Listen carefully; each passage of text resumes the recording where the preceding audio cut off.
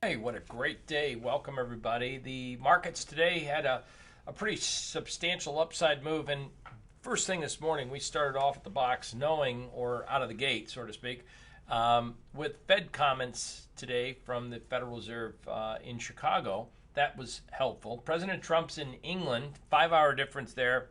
He's occupied, so I think the market's understanding that we're less likely to see any tweetus interruptus hemorrhoidus for the marketplace. And if there are, maybe there's some, some good news, which he did. There was some news from China about Huawei, and that was kind of a good thing. So we have the Fed that was, again, telegraphing they're going to be in more of a position of being accommodative, and they're watchful for what's going on in the economy. And friends, that's very positive, because Lord knows the market got just hit since the month of May with doses and doses of bad news. Trade wars turned around. We went from being everything's good to boom, not so good. And then the Mexican tweet last week, that threw the market on edge. So let's take a look what we did see, what we like, and what I am focused on right now. We had a great setup, and a lot of you are familiar with some of the videos that we've put out in the past few weeks. Let's bring in a couple right now of our top stocks in our watch list for our trade room. First off, FedEx. FedEx had a great day, and let's start with FedEx first and foremost. We did a couple really positive things that I like. We had a 60-minute buy signal. That's a PPS arrow right there. Notice that the candle is orange. That signifies it's a high close doji. High close doji, written 15 years ago in this book. In fact, high close dojis, and this book helped popularize the dojis because we back tested to find out what the relevance of what made lows and highs on an intraday basis. And we found that at least for the main markets like gold, crude, S&Ps, bonds, there was a high percentage of the time that the lows were formed by both dojis and, again, with hammers for lows and shooting stars for highs. Anyway, this market, there's another thing that book did was combine pivots with candles, and that's where it really helped popularize. A lot of Forex traders learned from that book, and it really started a new generation of Forex and any type of trader using pivot analysis, that book right there.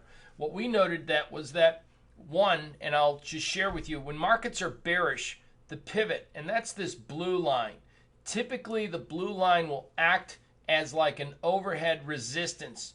And again, blue line acts as resistance, resistance, resistance. Wait a minute, we closed greater than resistance. And that's the key with FedEx. More importantly, we also want to see something else that's key critical, and I'll share it with you in this video. We want to see the daily pivot get above weekly pivot. So when the daily pivot is greater than weekly pivot, that's a positive, and it's actually a buy signal. So it's a short-term buy signal. And then when you get the weekly pivot above monthly pivot, that's a higher time frame buy signal, and it shows that we have a direct, distinct uptrend in the market. So I hope that that right there, that analysis is important. So here's the deal. I think that if as long as we maintain structural strength above, structural strength means another secondary daily close greater than weekly blue line pivot. And that number, if I can see, is, you probably can see it on your screen a lot better than I can see it without my reading glasses. Weekly pivot right there, 56.59. A 2-day close greater than weekly pivot is a positive. I can't foretell the future, but I can tell you this. The daily analysis, bring that back into speed for you. We formed what we call a PPS buy signal. There it is, PPS buy signal, and that's very important. By the way, this is the monthly pivot. So my guess is simply this. If the market is, at least with FedEx, why is it on our watch list? Because we started to see the momentum as the market was declining. The momentum, and that's the histogram component of this special indicator, was weakening, saying that the sell-off was not in strong hands. In other words, it most likely was something we should be buying. That's how it made our watch list once again. Biotech is a second one. Biotech, and we've done a lot of work with biotech. Biotech had a big day. The IBB not only formed a good buy setup by generating an algorithmic buy signal, that's the PPS indicator, but it also did so with an accumulation under a bullish volume convergence. Look at the trend of this volume, which outlines that by the yellow line. Look at the lows, which intersect on the yellow line here. This suggests that the market was getting ready for a pop, and I don't think it's going to stop here because we generated a daily high close doji. This should give us a minimum target, by the way. If we just look at the distance between the swing low and the target, this should give us a move back up to minimum objective is 106, and then we'll see where we go from there. My suspicion is that the biotech, a couple things happened that was really unique. We had a conference, the ASCO conference in Chicago, and typically biotech stocks move up in between early June through July. There's a strong 8-week movement there. There's a lot of biotech conferences. JP Morgan will have theirs. Different brokerage firms will have their medical drug, or in this case, biotech conferences. So we'll hear about new releases or maybe drugs that are seeing positive developments. And that's part of why possibly right now no one was really selling the biotech off as last week's stock market was sold off. So there is that relative strength connectivity that we noted, that the sell-off was weaker in the biotech relative to the S&P 500. So what I would be watchful for in the next day is tomorrow, Wednesday. If this is not a one-day wonder pop, in other words, we go up one day only to fall the very next day. If tomorrow we maintain structural strength by closing in a daily basis just prior or above both the daily and the weekly pivot, as I've just shared with you, number one, that'll give me a good sign. Let's take a look at the biotech space, or at least biotech stocks. So first and foremost, let's use our Thinkorswim platform. A couple things that I wanted to note that I thought were positive, but you can see right here, we got a breakout, this green line, I drew that in. That's where we needed the market to move up. It did. It needed to come back down and hold. It did. And today we had upside and we got a nice little breakout. For tomorrow, we need to hold. If Biogen is going to remain positive, we need it to hold above weekly pivot. And here's a positive thing. Tomorrow's daily pivot is above the weekly pivot. Notice here what I've just said. When the daily pivot closes greater than the weekly pivot, daily pivot is fuchsia, weekly pivot is blue. When that occurs, it's a buy signal. Well, guess when that pivot was calculated? Yesterday. So yesterday was saying, oh, today, by the way, should be a bullish day. Well, today was a bullish day. So as long as we structurally stay above the daily pivot and the daily pivot is above weekly pivot, that's pretty good. Let's take a look at the trade and see if there was any interest. And we're going to go and take a gander here at BIIB and look for unusual volume activity. And we were looking at a few things here. So let's take a look at time and sales in Biogen. Do you see anything that pops off the chart? Not really. We had Biogen, we had some significant January 21st, 500 calls, 130 times. Other than that, not a lot. June 7th, there wasn't a whole lot of activity. And if we look over here on implied volatility ranking reading, 31, 29, 29. So you know what? I can tell you right now, there wasn't any heavy activity in options, puts, or calls. Look at the volume. No real volume here. Not a lot of volume there. Let's look at the June 21st. Same thing. Few hundred, 100 here. Nothing on the put side. June 7th, a couple hundred here. Nothing there. What's the point I'm making? Today was a good rally, up $3 in Biogen.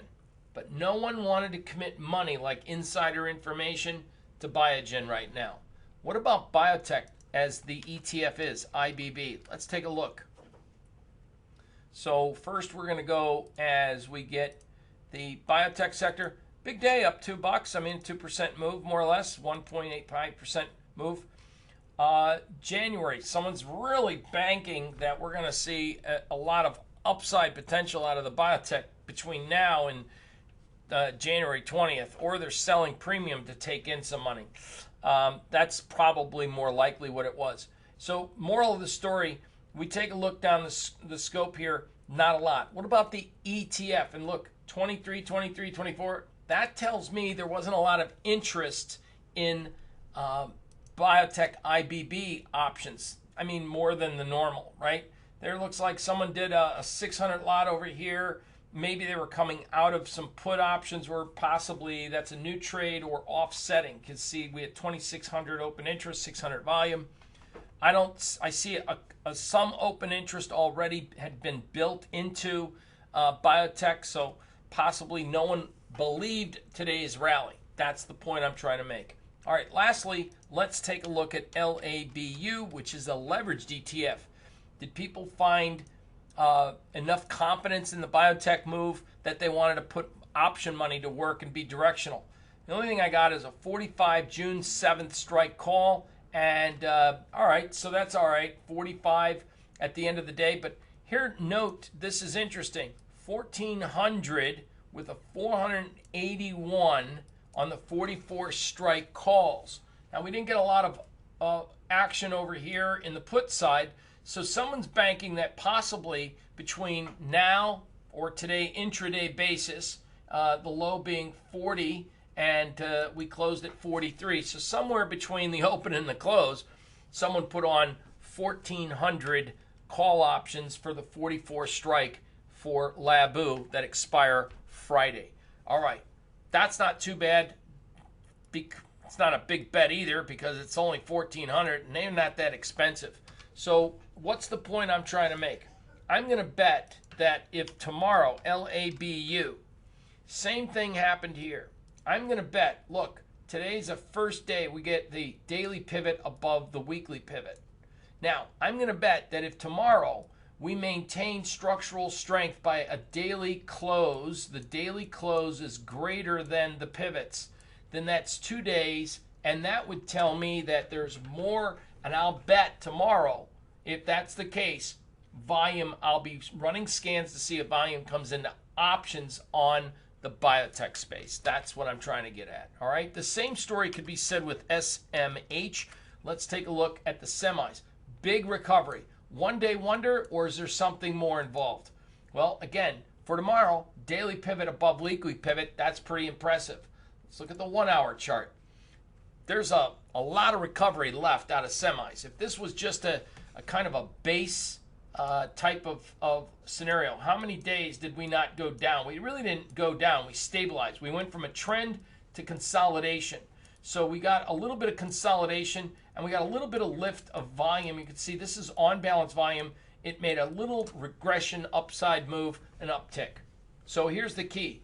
Did we get any big trades out of semis in the options? Let's take a look. SMH.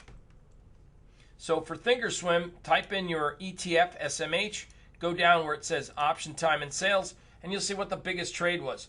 Well, 7,800 of the July 5th, and go to July 5th. Here we go. Someone did a huge whopping bear put spread, my guess, 95 versus 85, a 10 wide bear put spread to collect in some premium. They're thinking between now and July, again, for every buyer, there's a seller. So someone's put on a pretty hefty trade on the put side. Now, I think they were collecting premium. They're not maybe looking for semis to rally, but they're not looking for it to fall any further. They're probably banking and leaning on this support right in here. So the fact that we didn't get any new interest in options on a bullish directional says, you know what? If tomorrow, if we're going to see this rally, meaning the overall market rally, be the real deal, it's probably going to be as long as we hold above the pivot. And if you run scans, and here's the pivot, why I've expanded that. Here we are, 101.13. A 2-day close. 2-day close does not guarantee you a win, but it improves the odds that the semis are going to move higher. That's the key. So if we have semis and we have biotech, lastly, let's take a look at another space, XOP, oil and gas exploration. This is about the ugliest chart you ever want to look at. Let's turn to a time frame here, and let me move this over to a daily, and let's go back about 10 years, and let's change that to a monthly chart. All right? Boy, that's pretty ugly. I just went back as far as the last, I thought I did 10 years. Double checking here.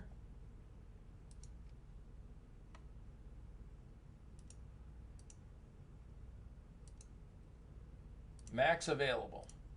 All right. So, yeah, that I did. So there it is. How ugly is this? This is the lowest level that we've seen prices since 2016, and prior to that was 09 crash. That's defined as pretty ugly for the oil and gas exploration. OIH, let's take a look at oil service sector, which is really only, I guess, two stocks, Schlumberger and Halliburton. Wow. You want to talk about ugly. That's significant. This is now back to lows not seen since whenever. So the moral of the story is energy. Was there any interest in energy from an options perspective, XOP? And in here, let's take a look. Option time and sales. 27.5 calls, 1,500 times. Boy, someone did a big number, 14,000 on SEP 20 puts. Let's take a look at that trade. There's your number. Someone who in their right mind is going to buy a $4 put, a $30 put for that much time, unless they think maybe if they sold it, for every buyer there's a seller, somebody maybe either covered those puts or maybe someone wrote. But there was someone not interested in the money puts. And to me, with the open interest at 57,000, I bet you someone took in profits on that. So that was probably something that we would guess is someone that's more interested in taking profits off the table from a trade that they were in a long time ago. But looking at the June 21st, we got a big buildup here of some volume that occurred between 27 and 28 on the call side, and that's pretty decent over the next 17 days. So it looks like we've got some interest in XOP over the next, say, 2 weeks, and that to me is a positive sign if we can get energy to recover. So once again, the secret here, we had generated today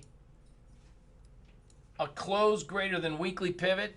Tomorrow, notice there is no arrow here. There's no blue sign.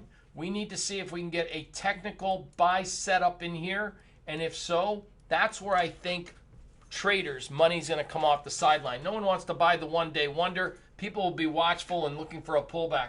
If anything positive happens in the market, you're going to see maybe more forceful upside. There's a huge gap in the market. Those three sectors, biotech, energy, and again, semis. The most beaten up sectors, we did see some liftoff. Watch for confirmation tomorrow. If those daily pivots hold and you start to run scans, you'll start to see if we get some buying interest coming in on the option long side of the market. That's your go or tell that you can go with that trade. I hope you found that helpful, and we'll update you on another video later in the week to see if this was the one-day wonder or if there's something more that we can sink our teeth into. And as far as we're concerned, looking here, and I'll bring this into speed for you. This is our algo room. Our system was short the Spider. It covered today. It actually went long.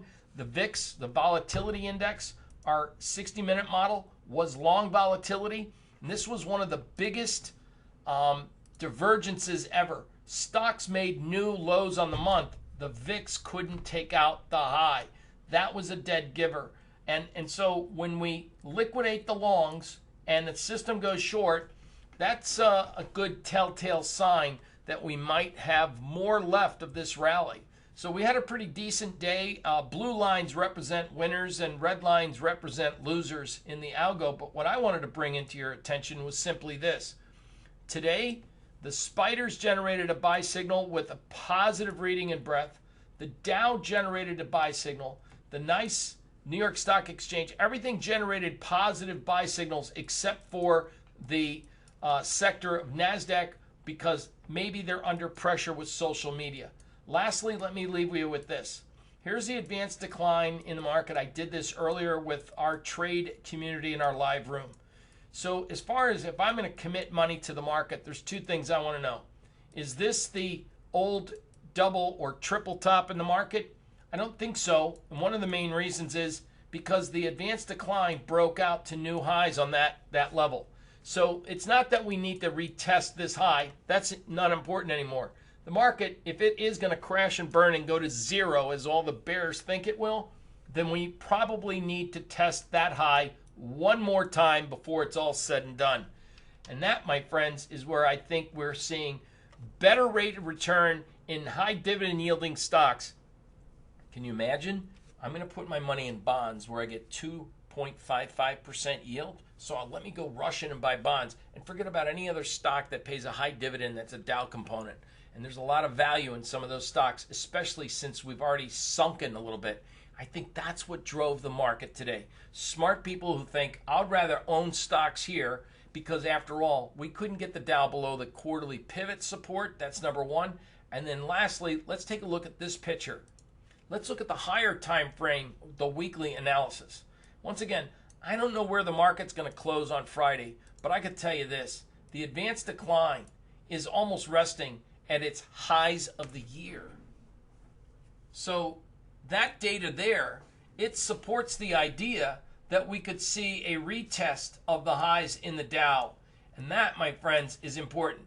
If you notice, here's the advanced decline cumulative ratio. Here it is here. It suggests higher highs. And by the way, that's what I think this is going to be. Not potentially a triple top in the market, but maybe a quadruple top in the market. And that is why I think this is an important move that's coming between now and the end of the quarter. Thank you for watching. I hope you found that useful, and we'll keep you abreast of the market, at least the style of analysis that we use, especially when it comes to these equity markets. Thank you.